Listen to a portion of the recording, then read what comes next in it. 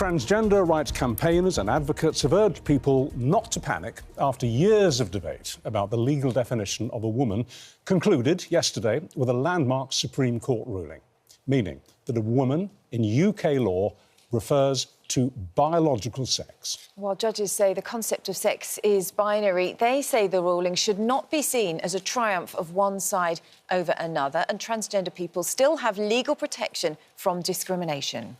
Well, as we've seen, campaigners celebrated almost wildly outside court yesterday, but trans rights advocates are concerned that the ruling could lead to the erasure of trans identities. But how will this law change affect trans women? Here to discuss is Married at First Sight contestant and trans woman Ella Morgan, and also journalist Daisy McAndrew. Good morning to both of you. Thank you for coming in this morning to talk about this. Ella, how are you feeling this morning at this ruling? Do you know what? As a voice for the trans community, since I've been in the public eye, I've always seen the good in everything, and I've always been very positive.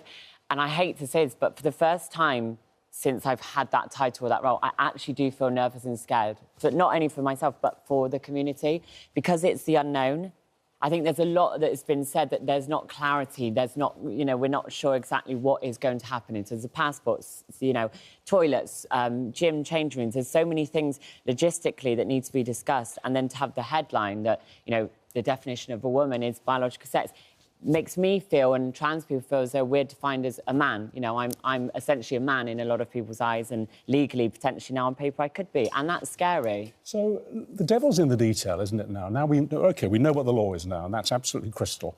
But how is it going to be applied? So let's just say, for example, this afternoon you start feeling a bit poorly, and you go along to the doctor, and he says, I think you've got appendicitis. And you're rushed into hospital with a developing case of appendicitis. Where would you expect to wake up after the operation? Which ward, the men's ward or the women's ward? It's funny you should say that. When I was filming Celebs Go Dating last year, we were in the middle of filming and I was admitted into hospital for a problem. And I was so scared that they would know who I am, not being beheaded, and that they would put me in a male ward. And I was put on a female ward, but I had my own room purely because there wasn't enough space for me with, you know... But you might have been in a group. Yeah. And I would go to a... You know, I will still continue to use a female toilet. I still see myself as a woman and always will. Whether this legislation comes in and people agree with it or not, I still see myself as a woman, whether it's on paper or not. What and do I'll you think, use Daisy, a woman's... Supposing, looking the way she looks here this morning, she were to wake up on a men's ward, what do you think the men might think?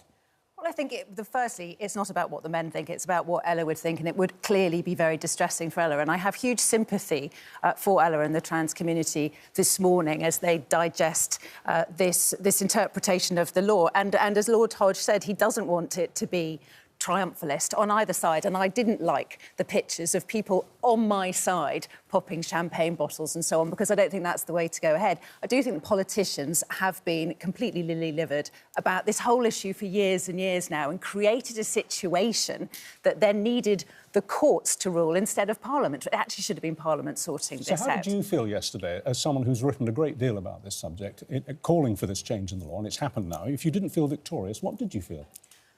A certain sense of relief that maybe we can move forward now. And obviously, you're right to say there are now a whole number of unintended or intended consequences that need to be sorted out. So this isn't the end of the issue, because, yes, it has reinforced women's position, but it has changed trans women's positions and trans men. So we need to work through that. But there are such big issues here. And what's happened as politicians got so terrified of being cancelled on this issue, and I'm afraid from people in our industry who have also acted badly, the whole gotcha, you know, saying to politicians all the time, what is a man and can a woman have a penis? It all became such an issue that politicians were paralysed by their fear of being cancelled. And so just pushed the issue away instead of dealing with women in sport, women in prisons, you know, women in hospitals, all these issues that really needed to be sorted out. And I think that's where we ended up. And that, in turn, meant that bad men were using the situation for their own, and by that I mean men pretending to be trans. Who are not trans. And Ella, that has been an issue, hasn't it? And do you think that's been damaging, actually? It has, because we make up less than 1% of the population.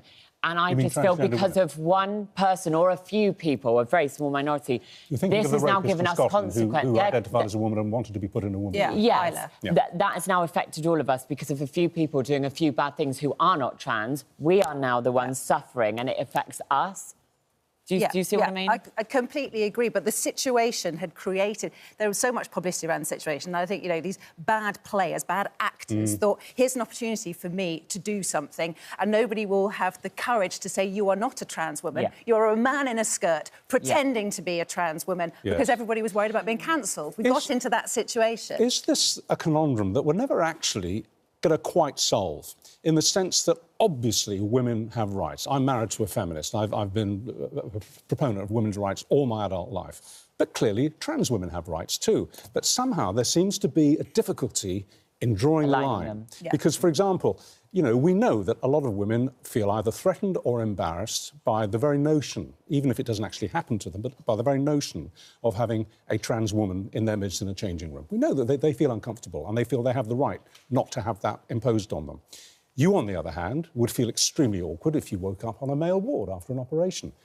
Drawing that line, working it out, is going to be really tough, isn't it? Yes, it is. And people have said to me, why don't you use a disabled toilet? And I'm not disabled, so why would I use a disabled toilet? I go to the gym and I use, obviously, the female changing rooms. Nobody has ever had any issues with me. And actually, most of my friends, my very close friends, are actually cis women. And I've asked them more openly, because I'm very open-minded. I know, you know, this could have become a debate, but I'm never, and most trans people should never feel they have to justify their existence or debate our existence and who we are. But all of my cis friends have said, we've never felt threatened by you, Ella, in your company, but we've been threatened by men. Yeah. So, but there will be ways to work through this. You know, I was in a Primark changing room a couple of days ago, and there were female changing rooms to the left, and pretty much everyone, you know, and you know, men and women, all genders to the right. But it was individual cubicles, obviously. So I went to the right because the queue was smaller. I felt perfectly safe.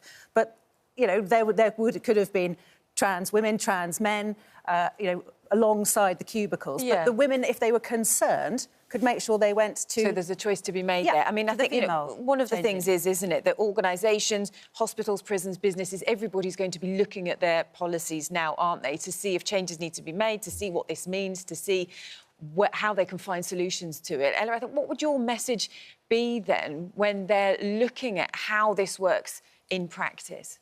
I think women, I'm all here for, you know, I have an amazing mum, I have women in my family.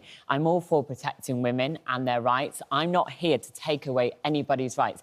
I just want to acknowledge that I am an equal and I also have rights. And women have fought so many years for being able to vote and so many other rules and legislations that it now feels like they're turning that on us and we now have to deal with that struggle. And it's like, women have had to fight for so long, and now you're happy to watch us and celebrate and drink champagne at this ruling, knowing that we have to now go through that struggle. Can I ask you a psychological question? Yes. Do you feel any differently up here this morning, less than 24 hours after this ruling?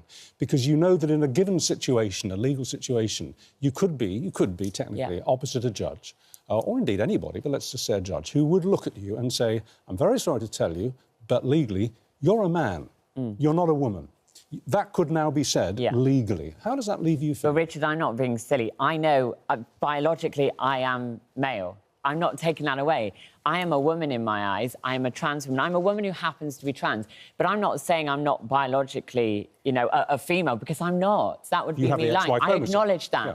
But I just feel if I was to stand in front of a judge now and be told, OK, you know, you are this, and then told I have to go to a male hospital or a male prison, God forbid I ever go to prison, what about my safety? Where does the safety then come in for trans people? So you're OK but protecting women. What if I get raped or molested or assaulted because of being put in that position? But where are my rights? Don't forget, it is illegal to discriminate against trans people. That is enshrined in law. You know, trans people are protected by the law.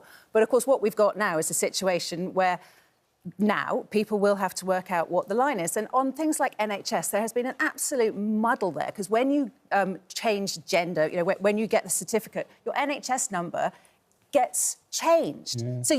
So the system can't find whether you are born a biological male or female. So there's a lot of catching up. There's a lot of that needs to catching up to happen. do, and joined up thinking. You say that it is absolutely not allowed to discriminate against a trans woman, but if she were to wake up on a male ward, would that be discrimination? Well, that's the big question, and I agree. We need to work these things out, and people just haven't had the courage to think these things through for the last few years. Well, listen, thank you both very much indeed. That's really interesting. Yeah, and we will be talking about this throughout the programme this morning. And it was nice to have it not as a debate, but as a discussion to shed a bit of we've light all got on our it. opinions. Yeah, absolutely. So... No, it's really good.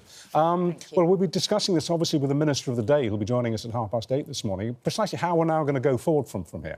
But if you've been affected by any of the issues that we've been talking about, then, as ever, there's advice and support, some really practical stuff, at itv.com/helplines.